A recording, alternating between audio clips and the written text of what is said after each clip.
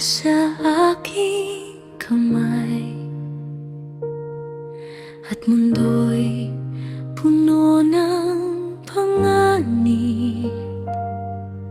Sa bawat iyak ng kanyang tinig, may takot na kasabay. Hindi ko siya kayang itago habang buhay. Hindi ko siya kayang iligtas mag-isa. Kaya ilalagay ko siya sa agos, at ikaw ang bahala.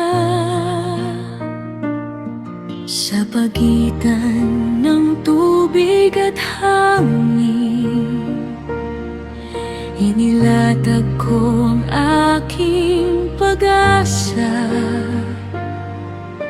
Isang basket sa ilog ng dilim, na may laman na pangako mo. Diyos ko, ahak mo ba siya ngayon? Sa agos na hindi ko kontrolado, kung saan siya dadalhin ng tubig, nandoon ka na ba? Kapag binitawan ko, mas lalo mo bang hahawakan?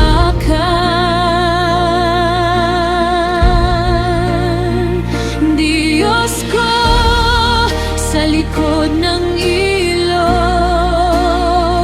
ikaw bang magbabantay sa batang hindi ko na kayang hawakan? Ikaw ang kumalinga sa kanya. Diyos ko, sa likod ng ilog, sa agos na hindi ko alam kung saan man siya mapunta, ikaw ang magdala sa kanya.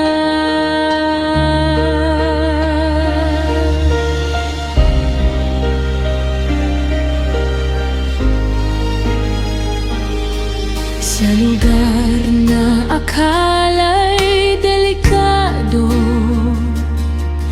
may plano kang tahimik na gumalaw. Sa palasyo pa ng kaawin, doon mo siya inilapit,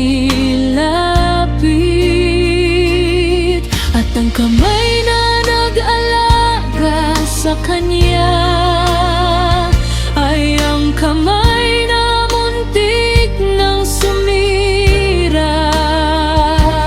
Diyos ko, paano mo nagawa na gawing himala ang panganib? Kapag ikaw ang kumilos, kahit ilog ay nagiging daan.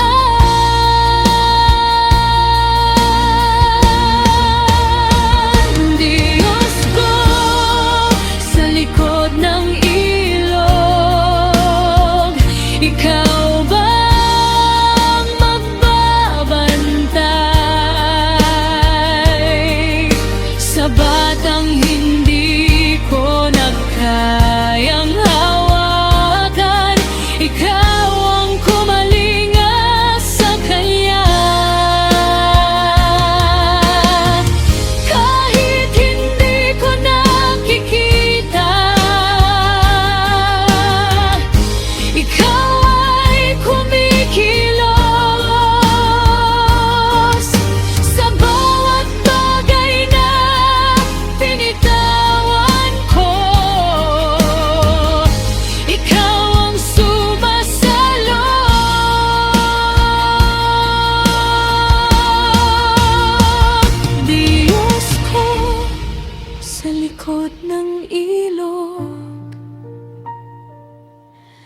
ikaw ang nag-ingat sa bawat pinalaya kong dakod. Ikaw ang nagtaguyod, Diyos ko, sa likod ng ilog, sa agos na hindi ko alam kung saan man siya mapunta. Ikaw ang magdala sa kanya sa agos ng tubig.